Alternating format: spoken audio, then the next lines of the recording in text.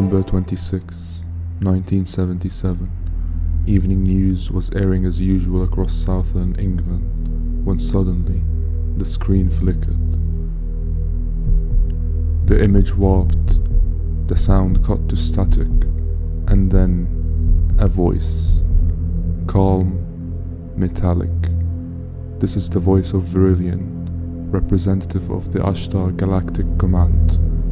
For nearly 6 minutes, millions of viewers listened in disbelief, as a voice from nowhere delivered a chilling message to humanity. Then, as suddenly as it began, it was gone. It happened at exactly 5:12 p.m. on the Southern Television Network. Viewers across Hampshire, Sussex, and parts of London suddenly lost a regular news anchor's voice, but the image of the anchor remained on screen, frozen, while a deep, distorted voice spoke over it. It lasted 5 minutes and 56 seconds. And what made it truly terrifying was what the voice said. It claimed to come from the Ashtar Galactic Command, a supposed group of benevolent extraterrestrials watching over Earth.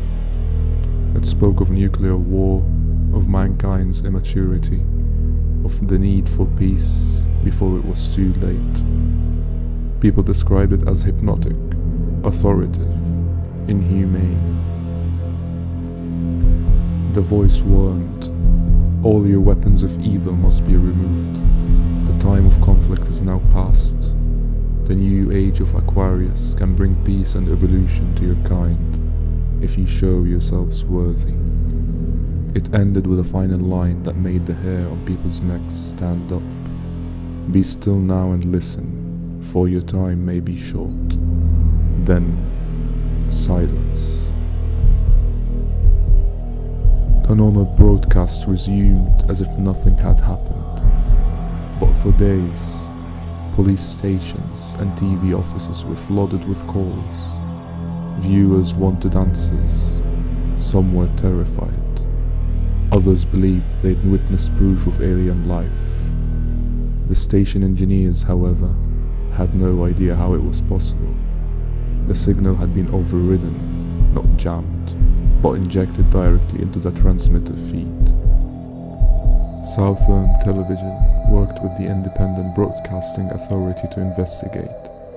The official statement: a clever hoax, likely performed by an unknown radio enthusiast who'd hacked the transmitter. But here's the problem. The equipment needed to override a VHF television signal in 1977 would have been massive. Experts said you'd need a mobile transmitter van, exact frequency synchronization, and line of sight to the broadcast tower.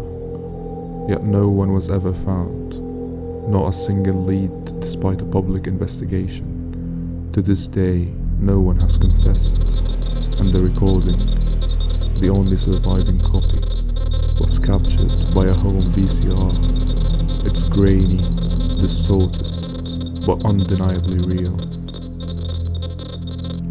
Some say it was an elaborate student prank, others that it was an inside job from a broadcast technician. But then there are the stranger theories, that the message really came from somewhere else. The Ashtar Command has appeared in UFO lore before, allegedly a group of extraterrestrials beings that communicate through psychic mediums. Some claim Vrillon was a genuine entity trying to warn humanity of nuclear self-destruction during the Cold War. In the years that followed, believers reported receiving transmissions in their sleep. Messages they swore sounded identical to the broadcast. Skeptics, of course, call it mass hysteria, but no one can explain how the hijacking actually happened. The technology simply didn't exist, not without government-level access. The incident was never repeated, but in the decades since, the name Vrillon has appeared again, in strange online posts, encrypted radio signals, and even numbered stations. Each one ends the same way. We come in peace and love for the evolution of your race. Maybe it was a prank, maybe it was something more. Either way, that voice from 1977 left a message that still echoes nearly 50 years later. Be still now and listen, for your time may be short.